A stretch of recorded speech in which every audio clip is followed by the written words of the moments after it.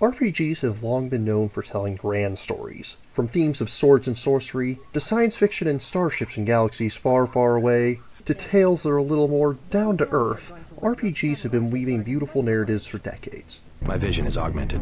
Sometimes you'll even have an RPG about an RPG. How meta can you get? I really want to review that one someday, but that's a tale for another time. Hello everyone, I'm Adam the Fanatic, also known as Mario Fanatic 15, and today we're going to be looking at Earthlock by Snowcastle Games. Earthlock is a title meant to harken back to classic JRPGs, Squaresoft titles in particular, and especially Final Fantasy. In my first few hours of playing, I immediately noticed systems that seemed reminiscent of Final Fantasy 7 and 12, as well as Chrono Trigger. Though, unlike those titles, Earthlock is purely turn-based, no active time battle here. If you're in a fight, you can take as much time as you need to review your options. Before we go further, I should clarify, if you've seen Earthlock Festival of Magic, that is an earlier version of this game. Earthlock is an enhanced version that includes more content, including the costumes that were formerly DLC. I do find it a little odd that they had a subtitle for the original version, but then dropped it for the enhanced edition. Normally it's the other way around, but I'm here to critique the game itself, not its marketing campaign. You start the game with a short tutorial where you play as Ivory. Don't get too attached to her though. After playing as her for all of 10 minutes, you quickly abandon the character and switch to Amon and his uncle Benjo. This feels very disjointed. Now I'm well familiar with the idea of switching between characters before they meet up, or letting a player use an especially powerful character at the onset of a game as a taste of what's to come. Sometimes this is handled by having a character lose their abilities shortly after the game starts, playing as a different character that's somehow removed from the story that the main character must surpass, or by beginning the story in media res and shifting back to an earlier point in time. But that's not what they do here. You play as Ivory for 10 minutes at most, then switch to Amon. No, not that Amon, this Amon. You have no time to connect with Ivory, her abilities are just as green as Amon's, and then you don't see her again for another few hours until she permanently joins the party. It's a minor thing, but it still feels very disjarring. Nothing is added by the brief segment of playing as Ivory before the main adventure begins. Once you switch over to Amon, you'll begin the meat of the game, playing through a mini-dungeon to get used to the game's switch puzzles. You collect orbs of various colors to charge his bracelet, then use those charges to activate switches. Some switches will need multiple charges, but once they're active, they remain active indefinitely. They're not very challenging, they honestly feel more like busy work than actual puzzles, especially when you have to march back and forth to grab different colored charges for a single switch. While you'll have plenty of puzzles to solve as the game goes on, like many JRPGs, you'll spend most of your time in combat. You'll have Amon from the onset, and other party members will quickly join your team, each with 2 different combat stances. For example, Amon has a knife stance that allows him to steal items from enemies or use his blade to stab them. Alternatively, you can switch to his potato gun stance, and yes, it actually fires spuds, to take on a direct damage dealing role and hit those pesky flyers that are out of reach of melee attacks. And every permanent party member can switch roles like this. The aforementioned Ivory has a crossbow that similarly is useful for targeting flying enemies, or she can set up traps and engage in melee with her power glove. I love the power glove. It's so bad. Not that power glove. Meanwhile, Nart here can either use various abilities to heal and restore party members, or can switch stance to give party-wide buffs to certain stats. While some modes are more situational than others, this gives every character a bit of versatility and allows them to act in various roles. In addition to what each character is capable of individually, there's also the bond system to work with. Bond. James Bond. Enough already! I'm not even talking about a person here! Once you have 2 or more characters, you'll arrange your party into pairs. This allows you to charge their bond meter for an eventual super move. As that bond grows, a single charge will grant multiple action points for super moves, which can be shared between the pair or used by a single character as you see fit. Beyond that, when 2 characters are paired together, they slowly become more capable of working together, giving them passive buffs whenever they're paired up. These start rather minor, but increase as their bonds continue to grow. Additionally, characters can gain talent points by increasing their bonds. What is a talent point, you ask? In addition to the basic stat increases that come from leveling up, you'll also gain talent points which can be used to activate spaces on a character's talent board. I feel this was likely inspired by Final Fantasy XII's license board system, though there's definitely differences here. Firstly, these are much smaller, but they provide more versatility with it. There are 3 types of talent slots. Oval spaces are for stat talents that give simple, straightforward boosts to your stats. The puzzle piece-like spaces are for perks, which give more nuanced buffs to your characters. And the gem-shaped spaces are ability talents that unlock new moves or specialized buffs. If you have extra talents left over, you can freely swap out talents of the same type, save for ability talents which are unique to each character, though can still be swapped out with their own as you see fit. This allows for a great deal of versatility in building your characters. Perhaps you want to make Alia into a tank that can weather a hail of blows to maximize her counters and protect the rest of the party with her taunts. Or maybe you want to give Ivory the ability to steal with her power gloves so that Amon is free to use his gun. There's a lot of options here, and before long, you'll craft a party to fit your playstyle. Overall, combat is pretty solid. Although it gets a little repetitive as far as the mooks go, and you likely will have to do a bit of grinding to level up, the bosses are actually pretty clever, especially late game. Early bosses you can typically just beat down with brute force, but later ones will actually require you to not only be of sufficient level to challenge them, but also require you to approach them with different strategies. While some of your party members are more situational than others, the game does give you good reason to use all of them at certain points. You can't just spam Ultima or call upon the Knights of the Round Table to do the heavy lifting for you. You have to approach powerful enemies cleverly. I hope you're not the sort that's afraid to use your healing potions. And what RPG would be complete without side quests? Sadly, there's really not that much to go into here. While there are a number of side quests in the game, it suffers severely from a case of fetch questitis.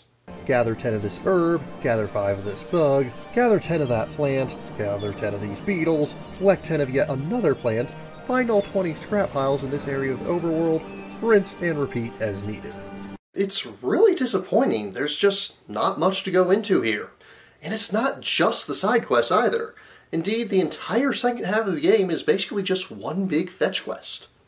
Not long into the game, you'll gain access to Plumpet Isle, which will serve as a hub for your adventure.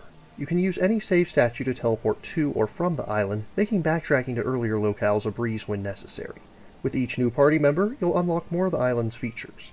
At the onset, you'll be able to grow plants in the garden and use the various items you harvest there to brew potions and craft ammo in the farmery. That's farmery, with an F. You'll be able to craft new weapons at the forge, and this is your primary way of obtaining new weapons in the game, so be sure to make use of this when you can. You'll also be able to craft new talents with which to customize your characters, though you'll certainly pick up plenty of those in the wild as well. To top it all off, you can also have characters chat with one another. This doesn't add anything mechanically, but it does allow for further character building through interaction and dialogue. Speaking of story and presentation, you'll notice the art direction is okay. It's not bad, the models and set pieces are all done well enough, it just feels a little uninteresting. It reminds me a lot of GameCube and PS2 titles, but lacks the charm of, say, Bait and Kaitos or Final Fantasy. Character and enemy designs just feel so generic and uninteresting. And they really drop the ball on super moves. Instead of giving us something flashy, they really don't look any more impressive than the normal attack animations. On the upside, the music is pretty decent. It definitely invokes that JRPG feeling with that strange mixture of powerful classical pieces and out-of-place J-pop that the genre is so known for. And now we come to the part of the review where I'll be discussing the plot. If you wish to avoid spoilers, please skip ahead to the time coordinates indicated on screen. Initiate temporal distortion now. Still with me? Then don't say I didn't warn you.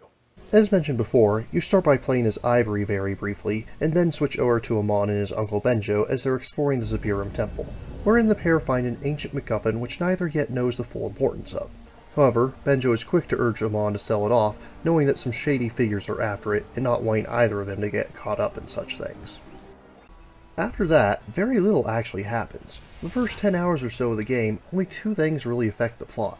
Benjo is captured by those seeking the MacGuffin, and as you're chasing his captors, a mysterious woman attacks the party, later revealed to be named Adarin. Other than that, you're just gathering together your party members, including one named Alia that leaves you after a short while to search for an artifact. Eventually, the group enters the capital city of Suvia. And at this point, the game just decides to throw a bunch of plot bombs at you all at once. As soon as you arrive, you'll see a cutscene of Adarin meeting with Commander Ikubo, who's apparently pulling her strings. Once you get control of the party again, you'll immediately meet up with Alia, who rejoins them at once. Then, depending on where you go and in what order, you'll find out that General Lavender's airship has crashed and is presumed dead, thus leaving Ikubo in command of the military. Benjo is imprisoned and can only be freed by winning the Festival of Magic tournament, which grants the winner one request. and the artifact that Alia has finally gathered all the pieces of has had its core stolen while she was out searching for the other parts. This really feels like poor pacing. The plot has been pretty much a crawl up until now, but everything I've just described can be seen in about 20 to 30 minutes if you don't get distracted. Seeing so much crammed into such a small time frame after about 10 hours of pretty much nothing happening just feels off.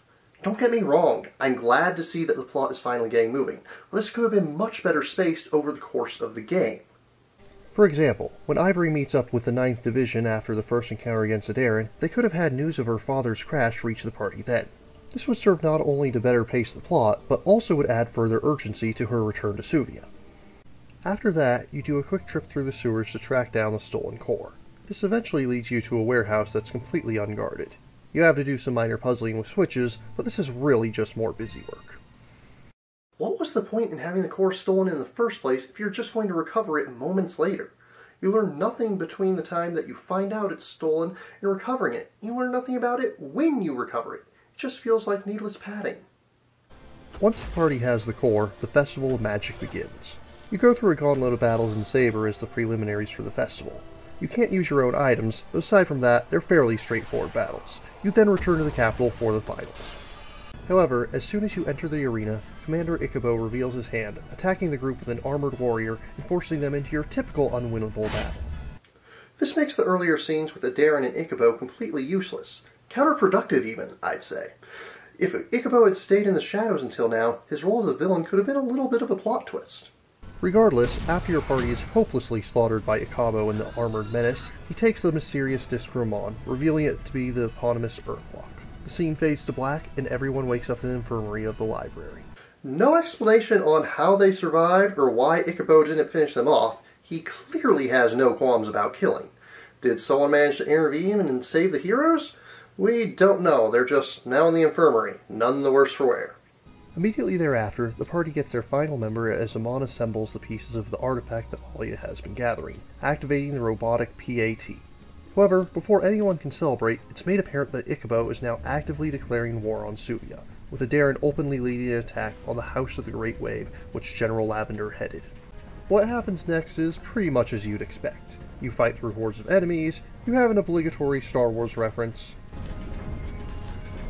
What good will it do us if he gets himself killed? Ivory saves her instructor and randomly gets promoted from cadet to captain. I can understand emergency promotions, but straight to captain? Really? Yeah, she rescued her commanding officer, but no wonder Ichibo was able to infiltrate their ranks if they hand out promotions this readily. You give chase to Ikubo, only to have your path barred by Adarin. After a fierce rematch with her, Ikubo makes a getaway on an airship, intent on using the Earthlock to awaken an ancient race of tyrants known as the Volvar. Adarin is taken prisoner, and Benjo is freed, but very ill. After that, the story calms down as you're sent on a huge fetch quest that halts the plot once more. You have to gather 4 different items to craft the Lys Aegis before you can give chase to Ikubo. Along the way, you also have the option to heal Benjo and rescue General Lavender, which involves, you guessed it, more fetch quests. On the bright side, the warp system does make backtracking fairly easy, but it still feels like a lazy effort to fluff the total playtime.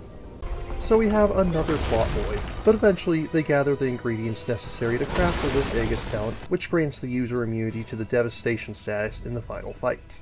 Eventually the heroes chase down Ikubo as he's preparing to use the Earthlock to unleash the imprisoned Volvar. You fight against him and Bryn again, but of course, it's too late. He opens the portal to the prison and escapes through it, forcing the party to give chase. Oh, and by the way, he killed Amon's parents. The game mentions it offhandedly at the last minute, so I see no reason I shouldn't follow suit. Once the party pursues Ikubo, they eventually find themselves in this otherworldly prison where Mato, a Grand Volvar, is held. You never actually see Mato by himself, as Ikubo fuses with him, and thus the final battle ensues. And I must say, as unimaginative as the designs have been thus far, this is actually a pretty cool final boss fight. The last area is awesome to look at, the boss himself is intimidating and not just a generic demon-esque design, and he has this otherworldly motif that feels truly inhuman. I'm actually quite impressed. Once the battle is won, the party escapes the prison, vowing to hide away the Earthlock so that no one can repeat this nonsense. Because that obviously worked so well the last time. At this point, you're free to finish up any side quests you missed, or challenge the super boss if you haven't already done so. It's a fun fight, but trust me when I say that the rewards really aren't worth the effort. But then again, if you can beat a super boss, you really don't need the rewards to begin with. The heroes return home, are honored with a ceremony, and then the credits roll. Welcome back, Chrononauts. You're just in time to join us for the conclusion. In the end, I have very mixed feelings about Earthlock. There's certainly things I enjoyed about the game. The bond system was a lot of fun to play around with, and I love the fact that defeating bosses is more than just a case of leveling up and overpowering them. The talent system is enjoyable, and combat is engaging. But the plot has some serious pacing issues. You effectively had 10 hours of very little plot at the beginning of the game, a couple of hours where the plot advances rapidly, and then you have another 7 to 10 hours where again the plot stands still. Then you finally have a little bit more plot at the end of the game. In my earlier reviews, you'll see that I let XV Kaijus and Skul the Hero Slayer get away with very little plot, but those are not story-driven games. Like most JRPGs, this is a narrative-driven title. The narrative just doesn't hold up. The plot is paper-thin, the characters are forgettable, and the pacing is absolutely atrocious. And to top it all off, you have one of the worst implementations of side quests that I have ever seen. We often joke about RPGs where the side quests are nothing but fetch quests, and these are nothing but fetch quests. All in all, it's hard to recommend this game. Good combat alone cannot carry a story-driven title. I wouldn't call it a bad game, but it's definitely disappointing. Because of this, I give Earthlock a 6.2 out of 10. Earthlock is currently available to claim as part of April 2020's Twitch Prime Games. Of course, if you prefer to purchase the game on Steam or GOG, links are provided in the description. If you have any questions, remarks, or opposing points of view, please leave them in the comments down below. Thank you for watching, and please remember to like, share, subscribe, and ring that bell. No tabletop games this time. Don't worry, I'll be sure to make up for that in my next review. Thank you again for watching. I have plenty more to share with you if you're interested. You can click up here above my head to subscribe to my channel. You can click over here on my monitor to see the most recent video that I've worked on. Or if you prefer, you can click up here to open this mysterious vault and see what video that the YouTube algorithm has picked just for you.